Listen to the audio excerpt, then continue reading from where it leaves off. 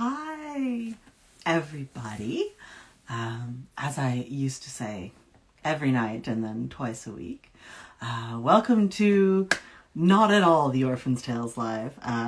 Instead, this is a holiday special. We can call it a holiday special if we want. Oh, light.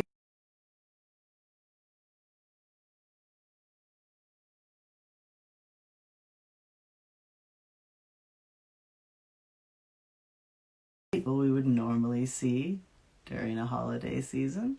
But we can be here together. So I'm very sorry about last night and having to cancel the reading. I don't know if you can see it, but the blister takes up, the better part of my finger. I hurt myself very badly. Oh, come on. Light switch.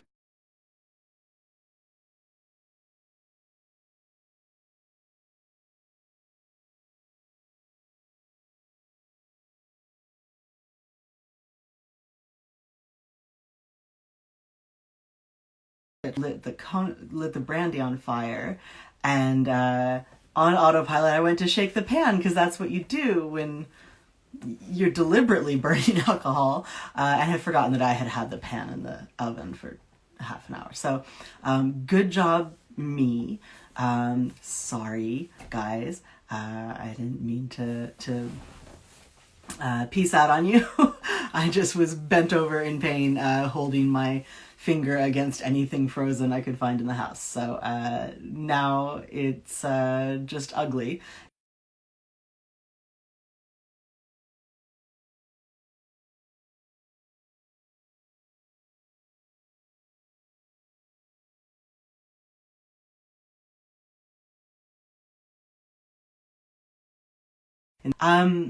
So this story that I'm going to read, I wrote about 1,000 years ago for the Omukuji project, which before crowdfunding was really a thing and before Patreon existed or any of that, you had to do it by yourself. So I had this subscriber base, and I would write a story, an original short story every month, and print it out and mail it all over the world, very old school style. And so this was one of those stories, and it's definitely one of the best ones that I produced over 5 years. It was 60 short stories that I wrote for this thing. Some better than others, for sure. And this was definitely the better than others one. So I'm very proud of it. I really hope to find a way to make it a picture book someday. And I really wanted to share it with you guys.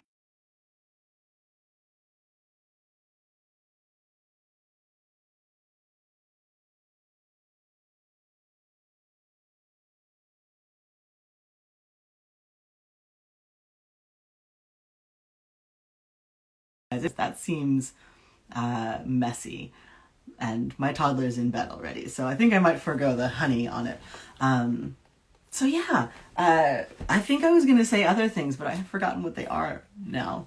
My Wi-Fi is not doing great at the moment, so I've been running around trying to get everything working for this. So I do apologize if it cuts out. It's just not, it's not a spectacular situation in the Wi-Fi mines at the moment. But let's get going and hope for the best.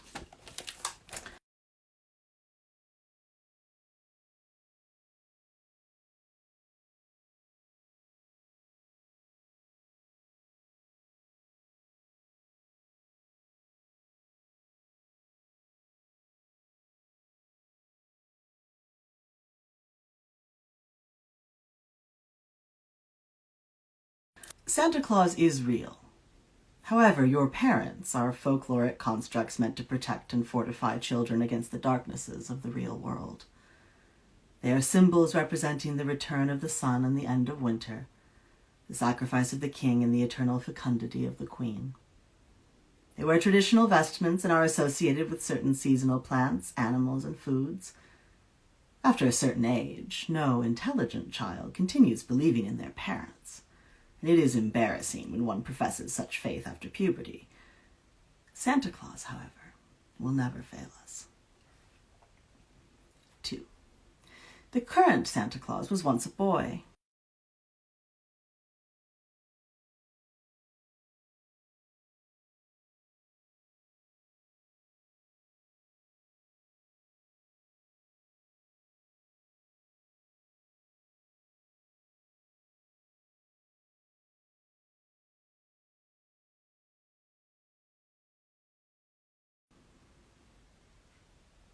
3.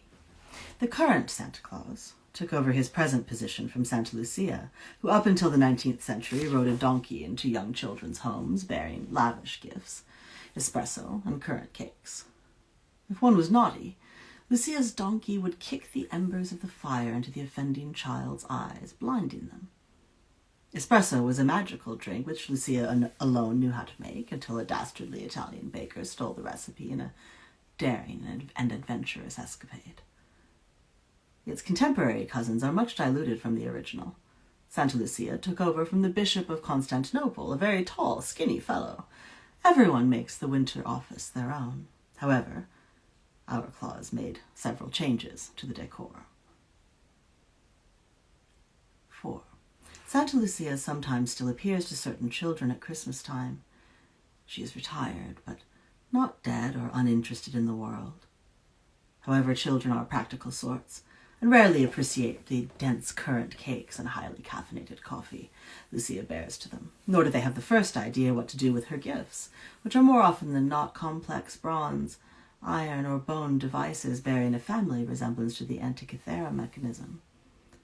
Still, as with any peculiar maiden aunt, it's the thought that counts. 5. Before taking up his current office, Santa Claus worked at a textile factory in London. He showed already some ability at crossing large distances quickly.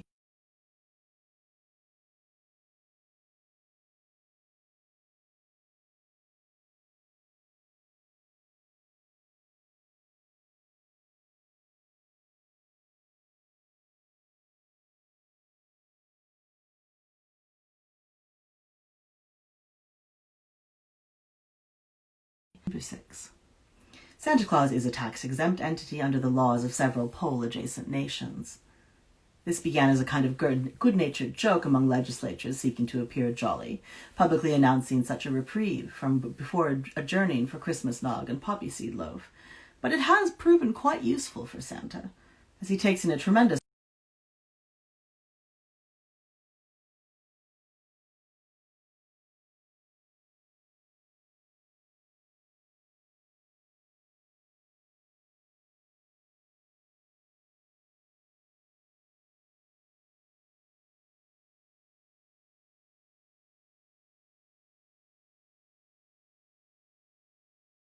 above the Arctic Circle in a network of villages called Tigkirmully, raised by snow chant and a long, patient seduction of the ice. In their glittering towns they lived and drank glühwein and worked their weaving. Some say that the presence of so many elves in one place, so much magic in one region, simply created an empty space in the universe that Santa Claus could fill like a key. Some say it was a rank colonization by a piece of European folklore that broke off and floated away. Either way, a house appeared in the center of Tigkirmully, hung with glittering icicles and sweet round doors, and eventually someone came to live in it and took on a mythologically lucrative profession, and a logical labor-sharing commune was established among the Mully folk. 8. Santa Claus is concerned about the problem of Arctic ice.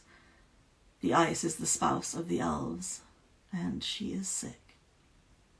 She is the primary source of their magic, as the elves cannot be separated from the place where they live. For many years now, this is all they have asked for at Christmas, that the ice should come back. 9. Once an elf queen by the name of Gifos rode her royal seal out onto the ice plain and called down the moon. She lifted her arms above her head, and her hair turned blue, and the moon drifted down the sky like a white petal. She held it in her arms like a child, and somehow she was big enough, or it was small enough. She asked the moon for a gift, and in her hands it turned into a pale silver present, wrapped with a sprig of pine and a lavender bow. When she took it home and opened it in her innermost chamber, she found a glass wedding ring. And once a year the moon turns into a very nice man with white hair and knocks on her door. Santa sometimes calls Gifos Mrs. Claus, but everyone knows she's married to the moon, always and forever. 10. Santa Claus has only been seen 7 times in all of his long career. This is a very good record. Mainly he is seen because he wants to be seen. That or the reindeer give him away. The most recent sighting was in France. Little Marguerite Lisson was sleeping in the back room of a cafe where her friend worked in the morning baking shift. She didn't see him because she deserved it more than other people. She didn't see him because she was special. She saw him because a reindeer was lonely. She didn't wake up when the man in red came to the house, but before midnight passed, she felt a soft velvet nose nuzzle her hand, and then more lightly fuzzed antlers beneath her fingers.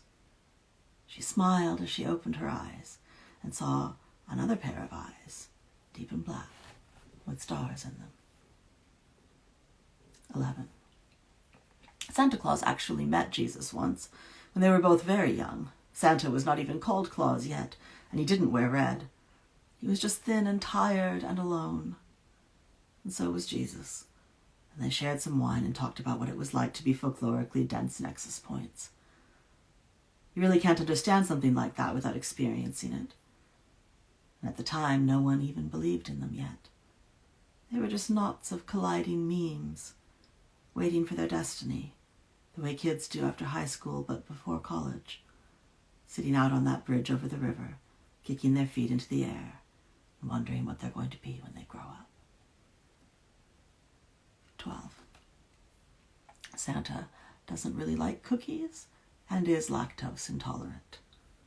He doesn't mind, though. He knows that it's quite literally the thought that counts. Cookies are quantum clusters with a raspberry swirl and chocolate chips. They tell him who he is. They say, "You are hot and sweet and alive." And even in the cold, in at least 3 other universes, you wear purple. Without cookies, he might lose his moorings, and on a journey like this, you cannot afford to take the wrong turn down some pulsar-strewn alley. 13. The Coca-Cola Company sometimes claims to have invented the modern version of Santa Claus. This is not true. What happened was that somewhere between the formerly terribly exciting Coca Leaf Heavy recipe and the more staid classic Coke batches, a young cola chef put forward and produced several cases of an experimental soft drink that induced the entire board of Coca-Cola into a series of fever dreams in which they were chased by a certain red-cloaked figure through a dark wood, their blood shrieking in their limbs, terror clutching at their throats, the smell of holly and Christmas everywhere, and then, the spear. Most of the board were never quite recovered in their wits. The cola chef was summarily dismissed, and thereafter the man in red begins to appear in Coca-Cola's wintertime advertisements. 14.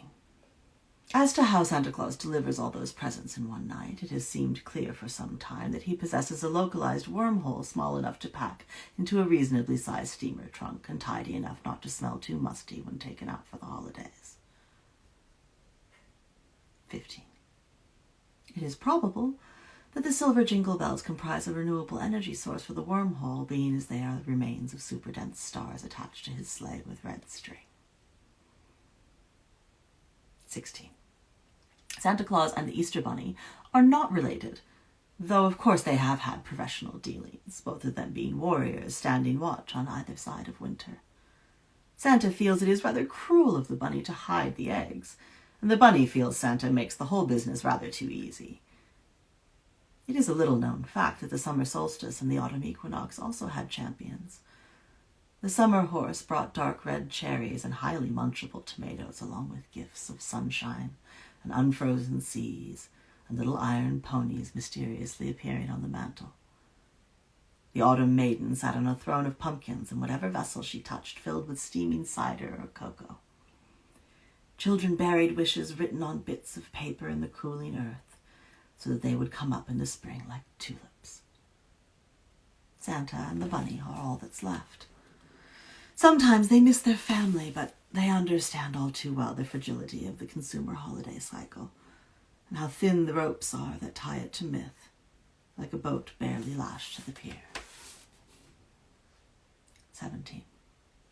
During the rest of the year, Santa Claus sleeps and studies advanced mathematics. 18. Santa Claus doesn't need a chimney. A house is a closed system, and at one time the chimney was the only reasonable approach. It was the only vampire-proof entrance to a domicile. the doors being guarded by the invitation addendum and the chimney itself being far too filthy for the obsessive-compulsive vampire to bear. Santa Claus does not wish to be taken for a vampire. Vampires take. Santa Claus leaves. It's not the same thing at all. But it is impossible to specifically invite Santa Claus, only to tacitly do so by the laying out of stockings, etc. Santa enters where he could.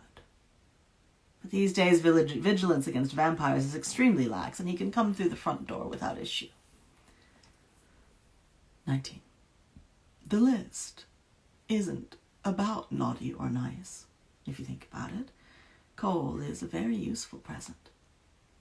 Santa Claus isn't a monster. You can burn that coal and stay warm in the winter. Just because it's black and grimy and isn't the fantastical electronic intelligent machine with a kung fu grip and a pre-installed game suite you wanted doesn't mean it's not beautiful and warm and formed over millennia in the heart of the earth, and very occasionally the difference between life and death. The list is about whether or not you need to figure out the lesson of the coal. 20. The stockings you hang up aren't the size of your own feet. That would be silly. You need those socks in the December nights.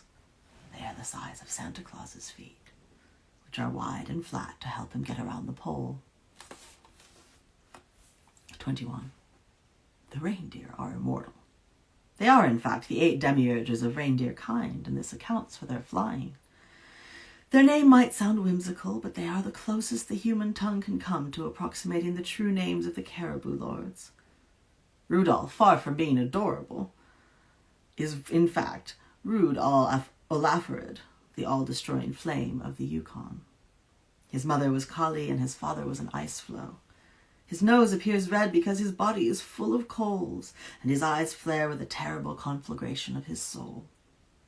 The tips of his antlers are like candles in the snowy wind. He is not vengeful, but he is the light in the dark of winter, consuming and giving life at the same time. Your carrots only make the Lord of Flame hunger. 22. Once there was war in Santa Claus's kingdom. No one likes to speak of it. This was a very long time ago. It was not at Christmas time, but during the summer, when all in Tigcur Mully is banked and waned and quiet. The Duke of the Orcas, Blig, wished to not only possess the wormhole in the steamer trunk that contained it, but also eat the Queen Gifwas's royal seal, who was named Gim, and had a fondness for Turkish delight. All were taken by surprise, and Blig's hunger was very great. All pitied him, save the seal. Gifwas called down her spouse the moon, and Blig ate it, such that when the moon rose back into the sky, it took the body of Blig with it. And not only was the moon made much more beautiful by its new orca coat, which you can see even now in the dark, and light patterns on its surface, but Christmas, in a manner of speaking, was saved. 23. Santa Claus cannot see you when you're sleeping, nor can he see you when you're awake. He is not that kind of man. He's a little put off by the suggestion. He has his own affairs to tend to. Thank you very much. 24. Santa Claus is the perfect integration of the id, the ego, and the superego. He is a perfect icon of integration. In his guise as this triple god, he simultaneously indulges all the most decadent desires of food and drink and wealth in a single morning of receiving, is driven across the whole of the world on the sleigh of purposeful dedication, and considers very seriously both the array of presents he will give and whether he will give them at all, for he is the great judge of the self. Once, Freud asked for a cigar box on Christmas. Santa Claus did not read anything into it. 25. There is a chance that Santa Claus will not come this year. It has never happened, but in the realm of probabilities we must concede that there is that strange floating variable. Without that chance, Santa Claus would not be what he is. Rather, he would be something dependable and everyday, like the tide or the wind, and no one would think twice about it. It is this chance which makes children so excited on Christmas Eve. You simply cannot know. For this reason, it is vitally important, especially as one gets older, to ask for exactly what you want for Christmas. whether it be a unicorn that really talks, or an artificial intelligence that will not destroy the world, or a new job, or someone to love you despite being a know-it-all, or a teddy bear, or universal health care, or the ability to finish things you start. Santa Claus does not judge wishes. He only wants you to be happy. He can't do everything. He is only a construct, not a constant. But he tries his very best to be good at his job. And every year, the sun grows a little stronger after he has passed from the world.